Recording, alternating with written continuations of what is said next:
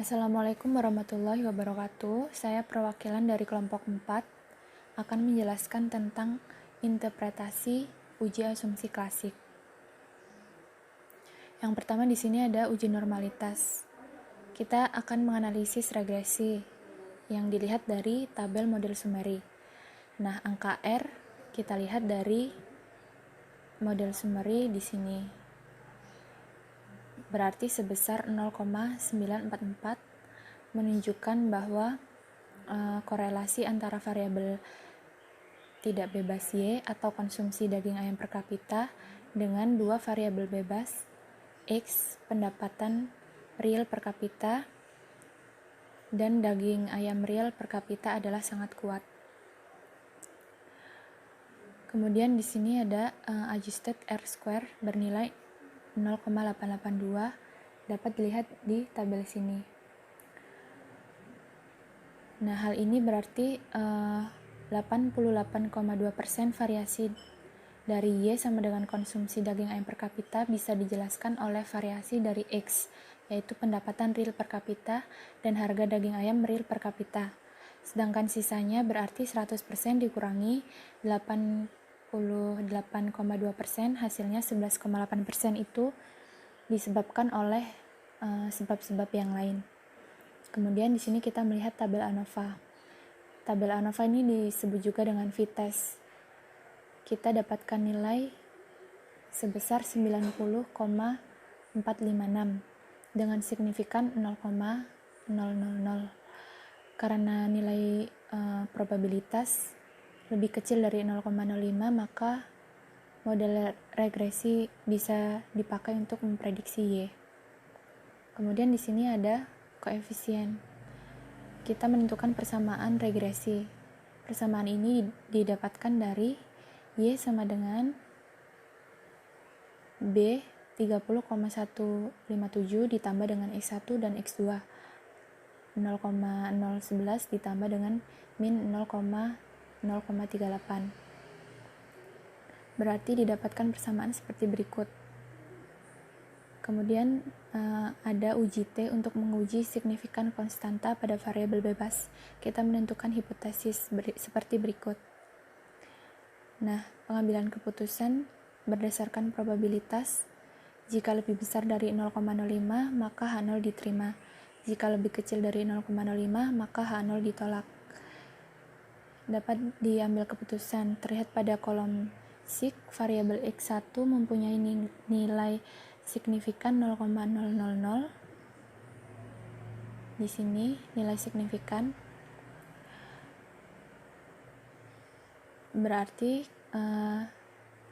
lebih kecil dari 0,05. Karena itu X1 sama dengan pendapatan real per kapita mempengaruhi Y, yaitu konsumsi daging ayam per kapita. Kemudian terlihat pada kolom SIG, variabel X2 memiliki angka signifikan 0,675, yaitu berarti lebih besar dari 0,05. Disimpulkan bahwa X2 sama dengan harga daging ayam real per kapita tidak mempengaruhi Y, yaitu konsumsi daging ayam per kapita. Nilai X2, signifikan X2 kita dapatkan dari sini. Kemudian di sini ada analisis rasio skewness dan rasio kurtosis. Nah, di sini terlihat bahwa rasio skewness nilainya min 0,308 yang akan dibagi dengan standar errornya sebesar 0,464. Hasilnya berarti min 0,66. Sedangkan rasio kurtosis juga sama. Nilai statistik dibagi dengan nilai standar error. Di sini 0,958 dibagi dengan 0,92. Didapatkan hasil min 1,06. Nah, disimpulkan bahwa rasio skewness dan rasio kurtosis berada di antara min 2 hingga plus 2, maka disimpulkan bahwa distribusi adalah normal. Kemudian di sini ada uji autokorelasi.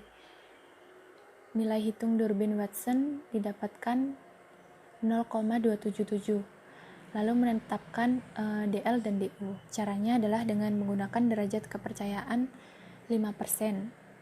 Sampel yang kita miliki sebanyak 25 observasi dan menggunakan satu variabel dependen dan dua variabel independen, sehingga total variabelnya ada 3. Maka didapatkan nilai DL dan DU sebesar 1,123 dan 1,654. Maka disimpulkan bahwa model ini memiliki gejala autokorelasi positif karena nilai DW yaitu 0,277 lebih kecil dari DL 1,123. Nah, berikut adalah keputusan ada atau tidaknya autokorelasi. Terdapat 4 ini. Kemudian di sini ada uji multikolinearitas untuk menentukan apakah hubungan antar dua variabel bebas memiliki masalah multikolinearitas adalah sehingga melihat nilai signifikan atau tutil. Nah, di sini nilai signifikan didapatkan 0,03. Yang disimpulkan berarti seluruh variabel penjelas terbebas dari masalah multikolinearitas. Karena 0,003 itu lebih kecil dari nilai alfa, yaitu 0,05. Kemudian yang terakhir adalah uji heteroskedastisitas. Kita melakukan hipotesis, yaitu H0 tidak ada gejala heteroskedastisitas, H1 ada gejala heteroskedastisitas. Kemudian pengambilan keputusan berdasarkan probabilitas sama saja. Jika lebih dari 0,05 maka H0 diterima, jika lebih kecil dari 0,05 maka H0 ditolak. Nah, berdasarkan dari tabel koefisien ini diketahui bahwa nilai signifikan kedua variabel independen memiliki nilai lebih dari 0,05 sehingga H0 diterima dan dapat disimpulkan bahwa tidak ada lagi gejala heteroskedastisitas. Nilai signifikan kita lihat dari sini. Ya, seperti itu penjelasan interpretasi dari uji asumsi klasik. Terima kasih. Wassalamualaikum warahmatullahi wabarakatuh.